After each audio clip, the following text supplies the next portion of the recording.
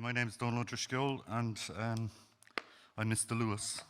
So there was a slight, well no, the Lewis missed me actually. There was some kind of delay on the line. So we got slightly delayed, apologies for that. Delighted to be here at the graveyard slot or whatever it's called, 9 o'clock on a Friday morning. And delighted to introduce Rebecca Watterson, who's our only speaker this morning. Rebecca's a final year PhD researcher in history at Ulster University. Her research focuses on psychosurgery in the UK between 1940 and 1986. She's a principal investigator also for the Epidemic Belfast podcast and website, which I'd recommend to anybody if you haven't seen it. It's a website that raises challenging questions about Northern Ireland's medical history. She's also a book review editorial assistant on the Social History of Medicine journal. And I think her presentation today is particularly interesting given what we were discussing yesterday in terms of expanding the parameters of labour history. So not only is it a gender sort of approach to some extent, but also incorporates medical history and the history of health.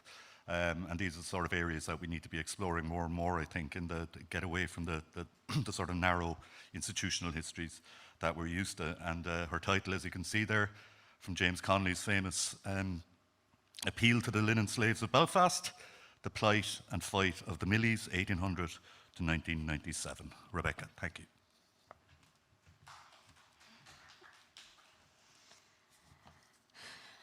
Hello.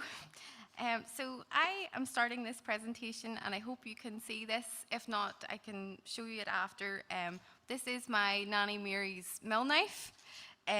It's the one piece of her time in the spinning mill that she worked in her whole life that remains. And I am the first generation in my family to not work in the spinning mill in the town that I grew up in, and the town that I still live in County Down. And for my entire life, I have known that mill that shaped our town, and it shaped very impactfully the lives of my family. But I grew up learning that linen was a magnificent product that we should be really proud of creating.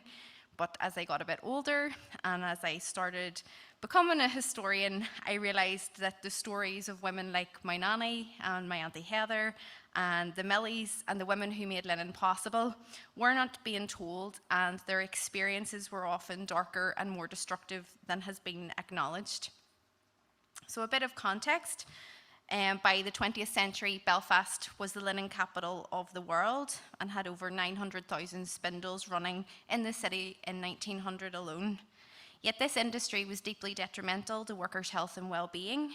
Despite that, there was a lack of unionisation, particularly amongst the Millies working in spinning, even with Belfast's generally strong and growing focus on trade unionism.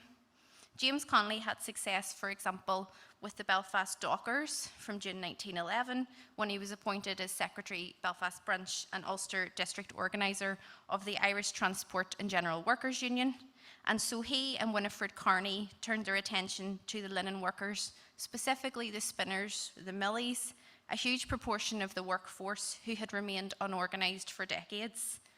However, these women struggled to come together beyond their identity as spinners in their own individual mills, and as such they struggled to mobilise effectively in a way to achieve lasting change for themselves and their children across the industry.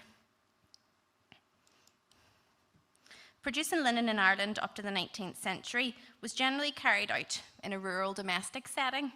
In fact, in the early 19th century, Belfast was a leading exporter of cotton, thanks to technological developments that had improved the economic efficiency of its production. As such, it was significantly cheaper to produce than linen, and these developments in cotton production led to a desire to achieve similar mechanisation for the linen industry. This began in 1825 when an Englishman developed a wet spinning method which saw flax pass through warm water, which created a finer yarn for spinning.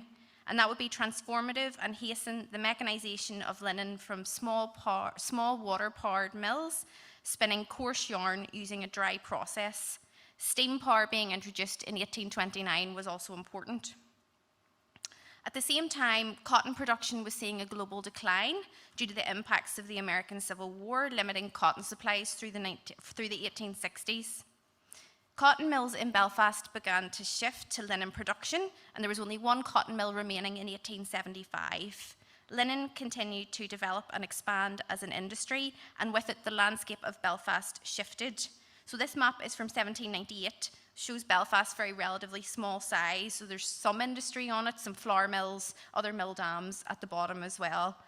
But there would be a rapid population expansion that would occur as the linen industry progressed technologically, and Belfast's population would rise from 25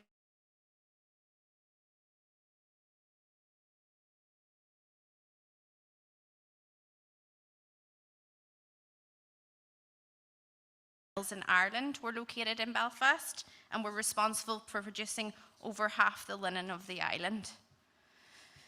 Mills, factories and linen warehouses were established, with most manufacturing occurring in the west of the city. This will be important later. This industry was shaping the architecture of Belfast, and by the beginning of the 20th century, Belfast was the largest city in Ireland, and it was known as Linenopolis. However, there would be distinct differences between the grand trading halls of the White Linen Hall, built in the centre, which you can see here, where wealthy linen families and mill owners traded the linen that was being expertly crafted in these Belfast mills by the Millies, and the other new architecture of this rapidly expanding industrial city. To accommodate and cater for the workforce needed for this industry, housing was rapidly built. Although Betty Messenger, in her study of linen's industrial folklore, describes this housing as satisfactory for the standards of the day, it was densely packed and so overcrowded that it became a significant factor impacting the health of mill workers and their families. It's discussed in several late 19th century medical reports, such as in 1873, where the certifying surgeon for Belfast describes housing as deeply affecting the health of those working in the linen mills who were not getting sufficient rest because they simply had nowhere to sleep in their houses. Overcrowding impacted the spread of diseases among those working in the mills and their families. And mill workers were often disproportionately affected by contagious diseases, such as tuberculosis, often called consumption throughout the 19th and 20th centuries.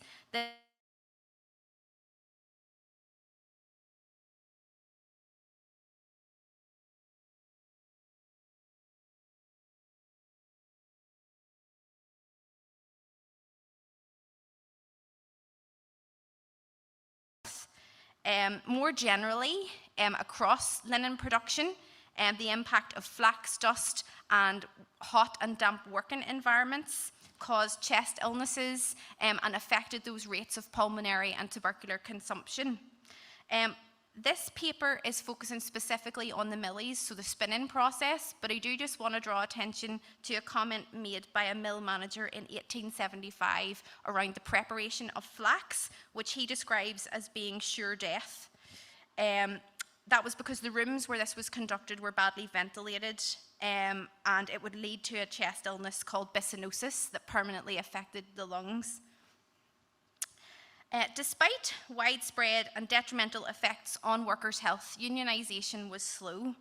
There was some organisation with small and ultimately quite insular unions being established from 1872, such as the Flax Dressers Union.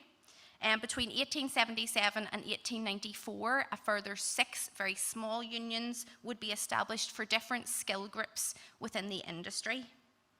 In 1893, some women were finally introduced to unions, with Mary Galway's Textile Operative Society for Belfast Weavers being established.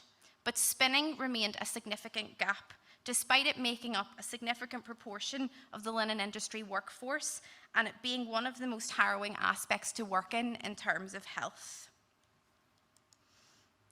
A typical wet spinning room, which you can see on the screen, had 2 machines in each row and a pass extending the room's length between them. Although one spinner, like my nanny, might operate 3 sides, the average was 2, standing between 2 frames, operating a side of each. So the girls you can see here would turn around and operate the other side. And this work area was known as a stand. And at the end of the room, spinners would move back and forth across the pass to mind the single remaining sides of those machines. This was a highly skilled job. But as I mentioned earlier, the industrialisation of linen took place largely because of the development of wet spinning, meaning that the rooms in the mills where this process took place were wet and hot. The spinners often worked in their bare feet in attempts to stay cool, but also because on such low wages, it's highly unlikely that they could afford shoes that they could wear to work every day. The floor was always wet, and so we see spinners suffering from what they describe as toe rot or foot rot. A doctor in 1867, John Moore, calls this onychia. And this is the beginnings of onychia in a drawing where the nail bed has become infected, the nail is ultimately lost, and this would then lead to deformity of the foot as being prevalent amongst people working in the spinning mills. And this was a very common illness. The hot water also caused a skin condition on face, arms, or really any skin that was left uncovered that was touched by the flax water. This is an example of that on the leg.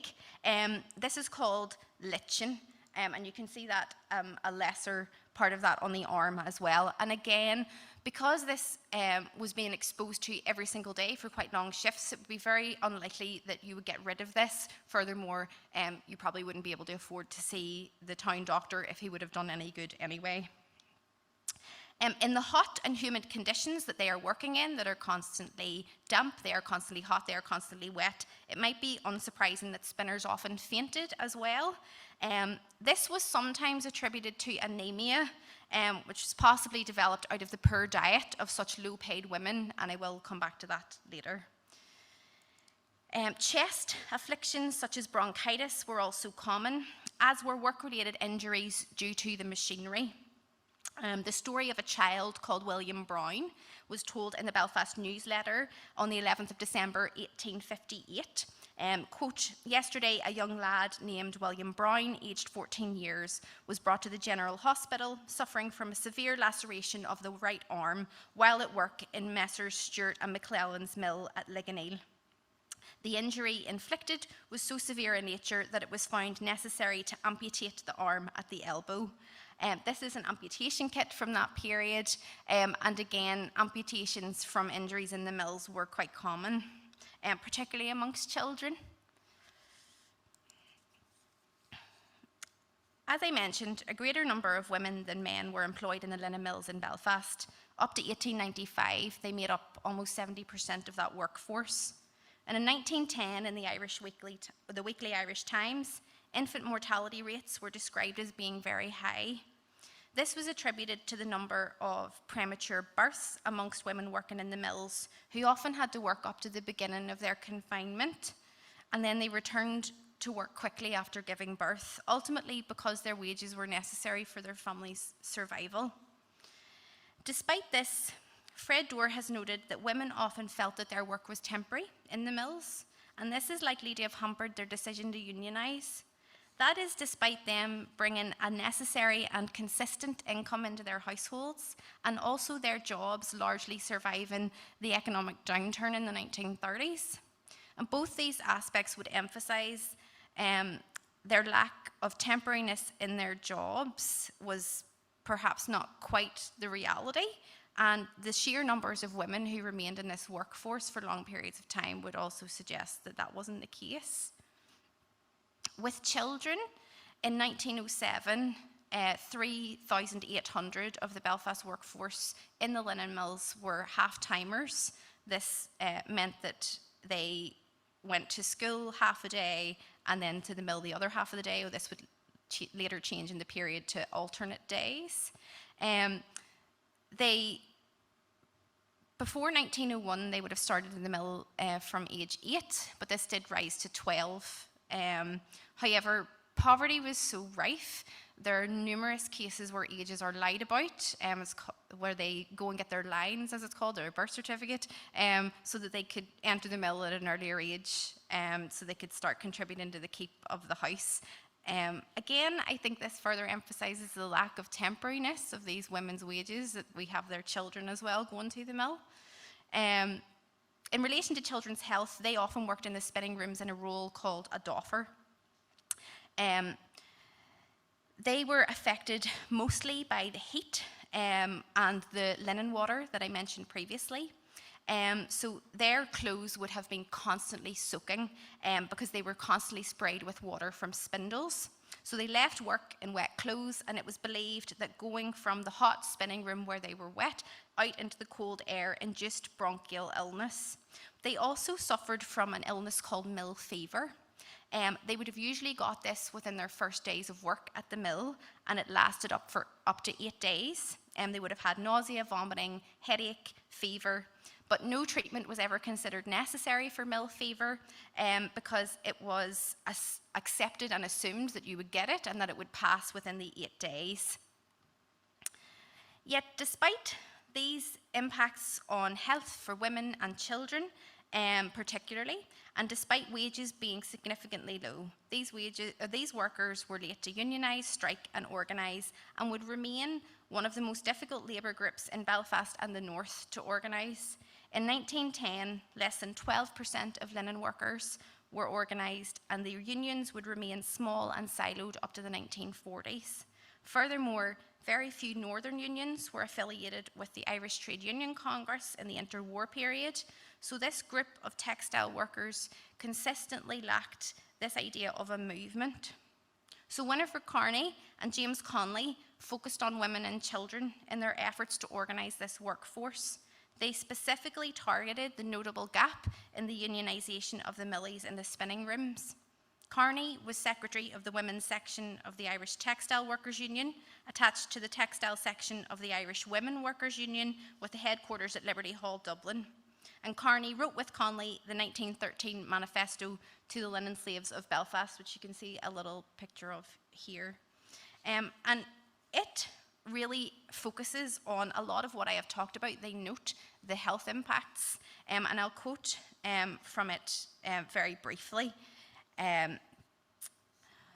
Your condition and the condition of the sweated women of all classes of labour in Belfast has recently become the subject of discussion on all the political platforms of England and of long articles in all the most widely read newspapers and magazines of both countries.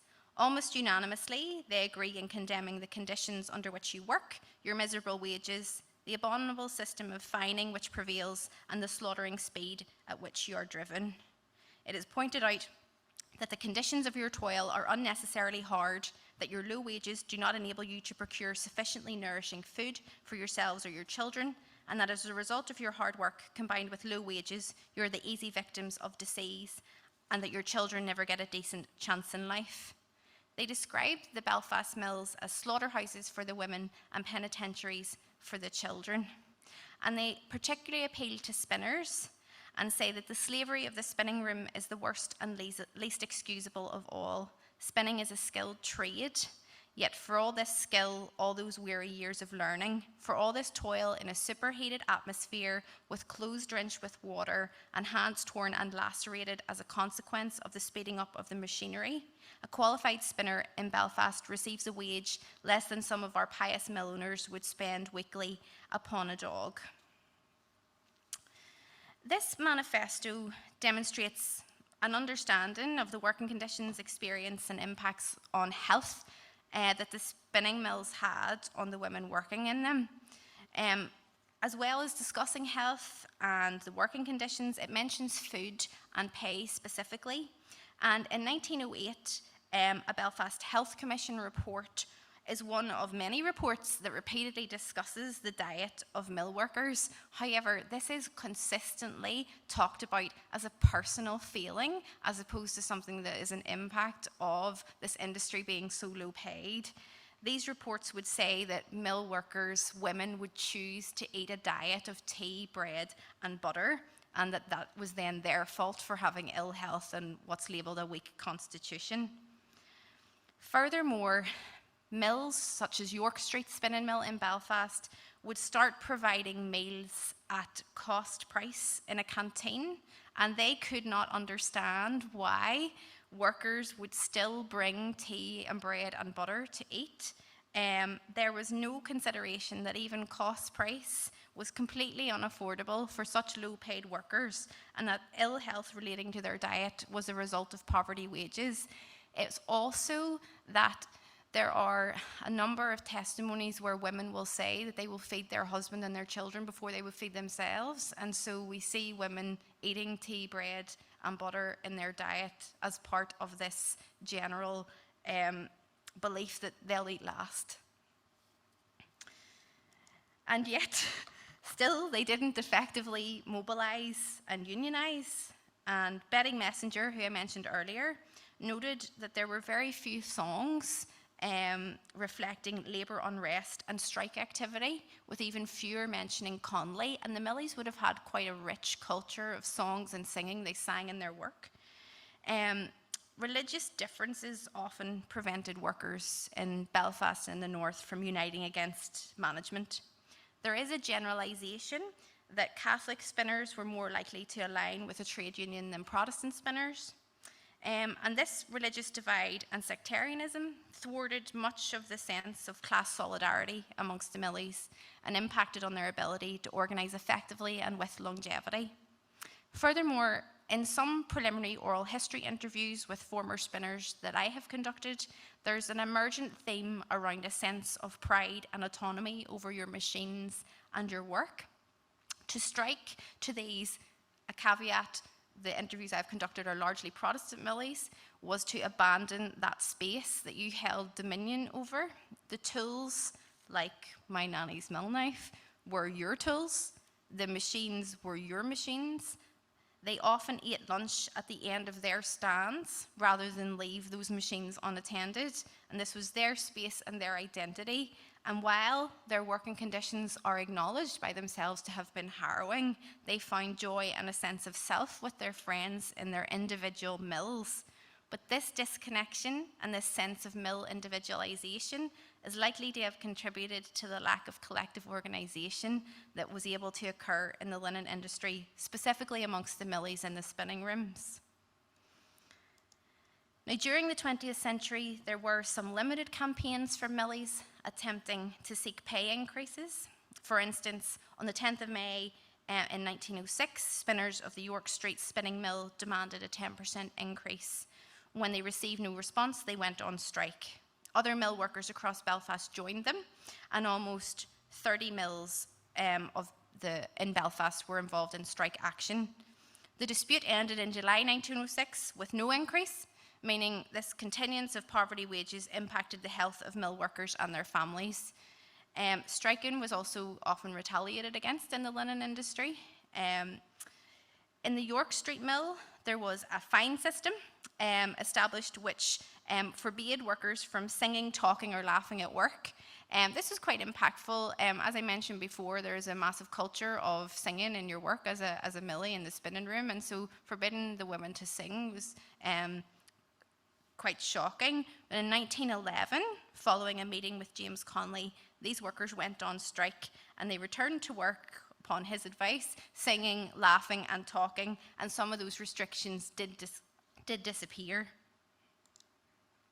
The lady on the screen is Sadie Patterson. She was a mill worker in Belfast during the 1930s and 40s, and she specifically describes the children or the half-timers walking to work in their bare feet through snow, and women lifting them to warm their feet in the hot water troughs in the spinning room. In 1940, Sadie led other mill workers at ILHS Mill to go on strike for 7 weeks because of their working conditions and the impacts that this work was having on their health and their children's health. But again, these demands weren't met. Linen went into a decline towards the mid-end of the 20th century, but there are stories from former workers of mills that operated up to the late 1990s, describing working conditions as being almost the same as what was described in this paper in the 20th century, including spinning in their bare feet. Just to note that the mill in the town that I grew up in closed in 1997. So despite the harrowing conditions and detrimental impacts on the health of working women and children who made Belfast linen, they never achieved effective organisation and action despite the efforts of Conley, Carney and other leaders in individual mills.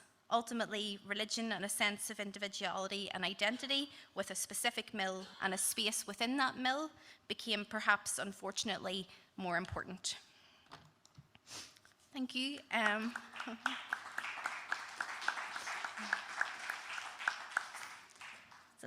Just to note that this is very initial work that I'm developing an oral history project out of. And so if anybody has any feedback specifically for that, I would also really like to hear that, as well as any questions. So thanks. Brilliant, Rebecca. Thanks a million. I think we have plenty of time for questions, comments, contributions. Yes?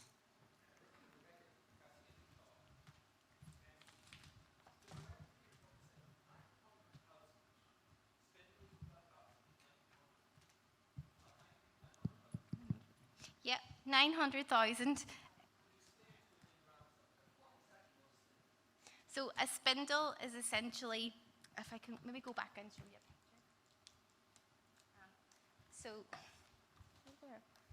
There. So these. So essentially, when you're spinning the yarn, so spinning is different from weaving. So when you're spinning yarn, you're pulling flax fibers together into like a spool, and it's going on like a spindle to pull it into, essentially it looks like thread, like a little thread, but big. And then that is taken to a weaving factory. So it wasn't known as a mill, it was known as a factory. And that was then weaved into damask or linen. So there was 90,000 of these kind of things operating in Belfast. And I mean, you produced a large number of spools in a day. So that's quite a significant amount of linen yarn. And finally, what was your nanny's recollection? Did she look back on it with fondness, or was she had horror stories or whatever? My nanny, it's two-sided with my nanny, because my nanny had 8 children, and going to the mills, she would have said that, one, it was sort of an escape to go and have her space. My nanny, I mentioned at the end, women who wouldn't leave their stands and they would eat their lunch at the end. She was one of them. She's the one who put me onto that. That was her space, her place. You did not touch her machines and you did not touch her tools. And she really formed a sense of identity with it. She did not have a very good word to say about the conditions that she worked in, the pay she received, or the owners of the mill. I'm trying to be very diplomatic, or the owners of the mill. And because she felt that she worked very hard, as they all did, and it was an expert skill to be able to do what she was doing, and often managed 3 sides, which if I go back, she would have worked this one, and another one. And, that's a lot. A lot of the women did that. It's highly skilled. You had to focus. It was constant work. It was very tiring. So she was impacted by her time in the mill physically as well. But on the other side of it, that's where her friends were, I guess.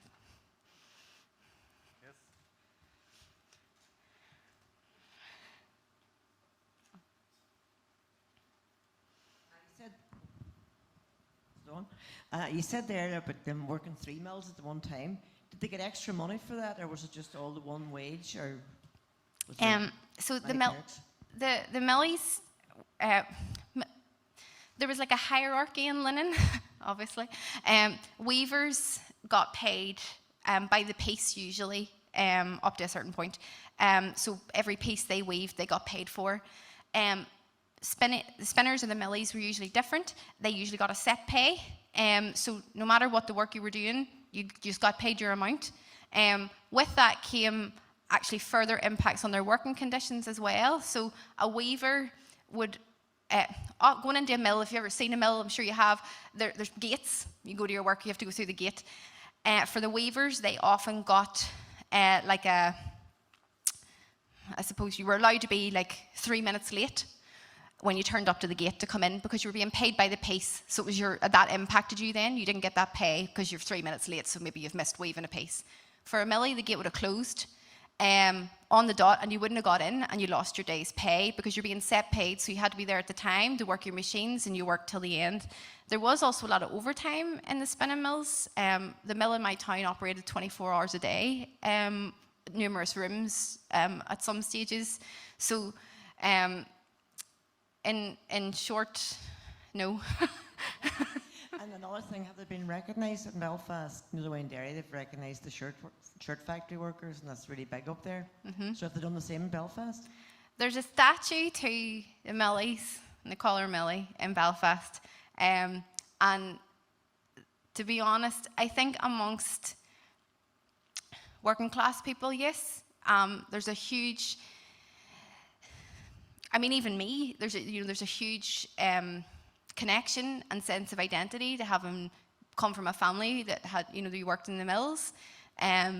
But I think more generally, no. I don't think we do. I don't think that's something Belfast generally does very well, or the north, with the exception of Derry. And so, no, I don't think so. But there is a possibility of Winnie Carney getting a statue at City Hall, so maybe that'll help. Well, I come from a shirt factory background in Derry, so Yeah. thank you.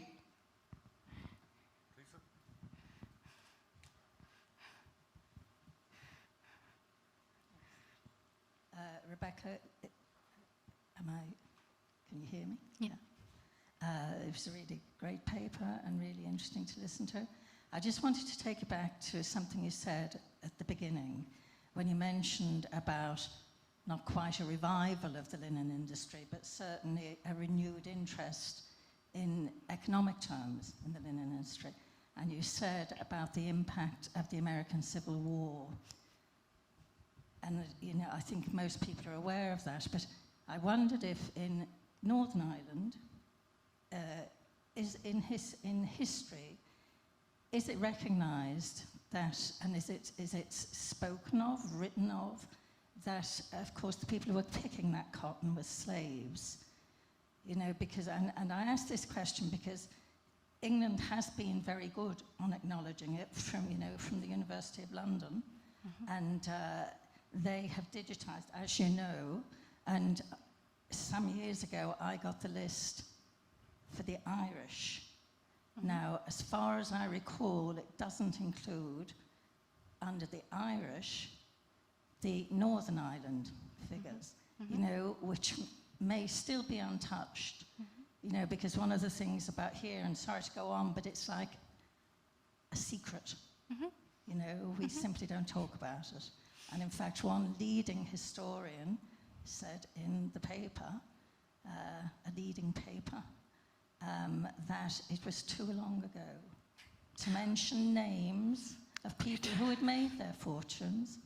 And, as an end note, just about every dispensation, denomination, nationality of origin on this island was represented in the lists of people who made a huge amount of money. So I'd just be curious as to how it's being dealt with in Northern Ireland. Thanks. This is a really great point. And to be honest, I think you've just shone a light on something that's quite a significant gap. The North, in many ways, is very good at keeping secrets and things that we don't want to talk about. And that is an example. No, I don't believe it has really been explored, if I'm honest. And I don't even think that, yes, maybe amongst some circles, but in a wider sense, that it's even something that's not that people need to be ready to face it, but I think that those conversations would be very, very difficult and quite hard to have. I know from my perspective, even this discussion on class has been very hard to have in terms of the kind of shift of a mindset between celebrating the wealthy mill owner that opened this mill versus the impact that it had on a worker. Even that conversation has been difficult to have. So getting into a wider conversation about slavery and the connection of that to wealth, I think is something that's really important that we have, but I don't believe that it's being had at all, or it's in very early stages. And I think it's very important that we do.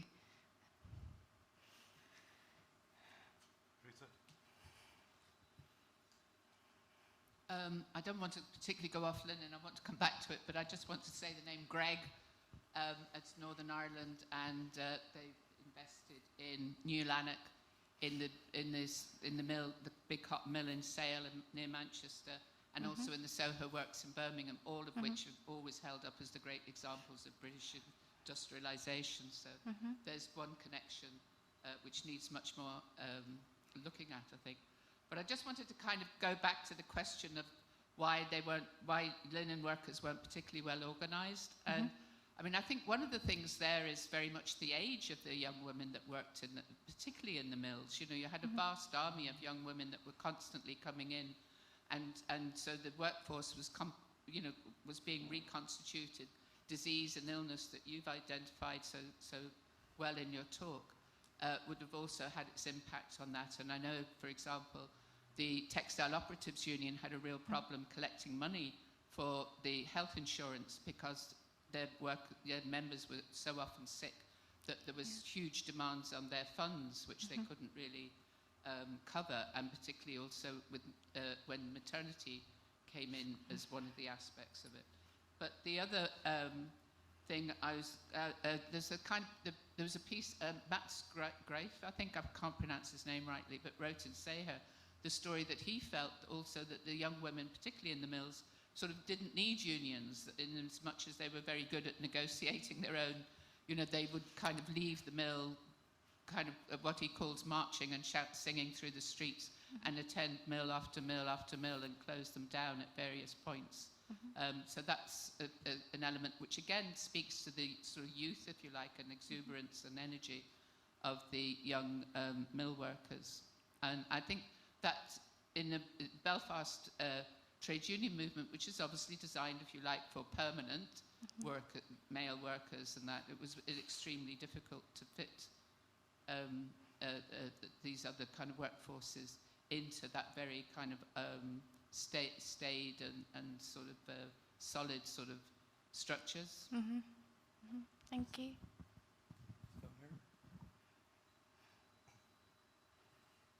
Mary, can you tell us the name of that leading historian, just out of interest?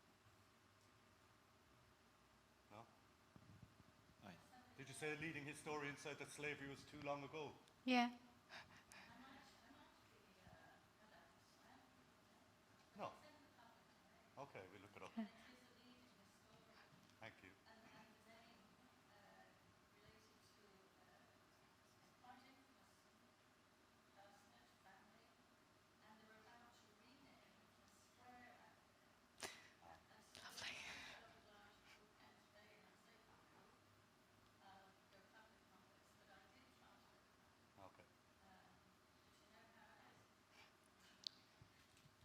Okay. Thanks, Rebecca. Really enjoyed your paper. I really enjoyed the use of photography, and I wanted to ask a bit about how you're using it. Some of the pictures were really reminiscent of American photography at the time, all the way through that period, which was used for social campaigning. And I've forgotten the name. I mean, Jacob Rees is one, but there's another guy that did and used it to sort of unionise and better the conditions of workers. One of the things that's so visceral is when you see not just the pictures of the feet and the diseases, which is, maybe explains why there's fewer people here so early in the morning. But one of the things is to actually see people with bare feet speaks volumes, doesn't it? So I just wondered how you're using the pictures, and who took the pictures, for what purpose were they? I mean, were these kind of corporate, and some of them are kind of record shots, but some of them are, do you know what's behind them? Yeah, so a lot of these photos that I've included in here, particularly like this one, for instance, these are corporate shots, and the majority of the photos that I can find of Millies working in the mills, aside from ones people have given me that they took in their own work, which is very few and far between in an earlier period, the majority of the ones I've used in this presentation are taken by mill owners to showcase their wonderful factories where people are working in their bare feet, because it was accepted that these women were just going to work in their bare feet, and the health impacts weren't really considered. This was seen as, look at our big machine and it's wonderful and we make linen, and you know, there's people that work the machines, essentially, is the kind of approach. There's also quite a gap, actually, often in actually finding the photos where the women are actually working. There's a lot of shots, I think, that of like this, where it's, look at our grand mill, and yes, people work here, but we don't really talk about that. So in that sense, the majority of them are corporate, and they were to showcase and sell and improve the mill's economy, I suppose. But I do think that there's a tendency with the interviews that I've done, there haven't been very many yet, but there has been a tendency that they forget this until I show them a photo and I say, did you wear shoes? And they go, no, I didn't. And then this happened to my foot. And it kind of inspires that kind of conversation. They have not that they've forgotten it, but it isn't the first thing that comes to mind. Again, I think that's part of that. I was proud of working there, and that was my space, and I created something, and they do actually feel, in some cases, quite a sense of defense over the mill owner or the owner of the family. And so I had one that was quite proud of being in the shot, I guess, but when you kind of look at it, it's like, but you know, you haven't shoes on, and you were hurt in your work. So there's a strange kind of disconnect there, I suppose, that maybe I don't understand because I didn't work in it.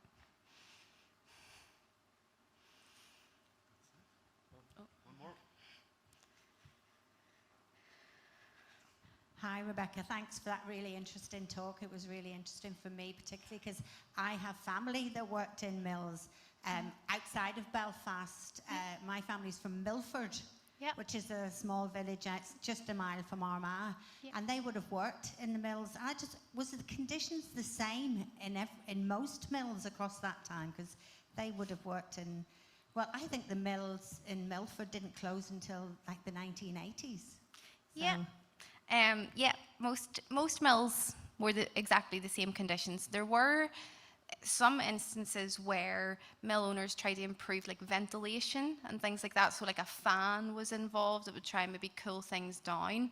There wasn't the kind of mass installation of this. There were also sometimes things brought in for individual workers, but often, as per, the workers usually weren't consulted on this kind of development, and they would say that those things that they brought in like stopped me doing my job, so I didn't use it, that kind of thing. So there was that kind of sense of they didn't understand why they had tried to impose maybe something on them. In terms of feet, there was a thing brought in, they were like Crocs, I want to say, like kind of like rubbery plastic shoes. Again, a lot of the Millies, this would have been later, so kind of in the time that you're talking about up to the 80s, the mill in my town closed in 97, so they brought in these types of shoes. Again, some people would have wore them, but other people didn't, because they said it was slippery, it was slidey, it was dangerous. I couldn't work as fast between my stand, I couldn't walk to the pass, so they worked in their bare feet. So the conditions, yeah, much the same. Okay, Yeah. thank you. Okay.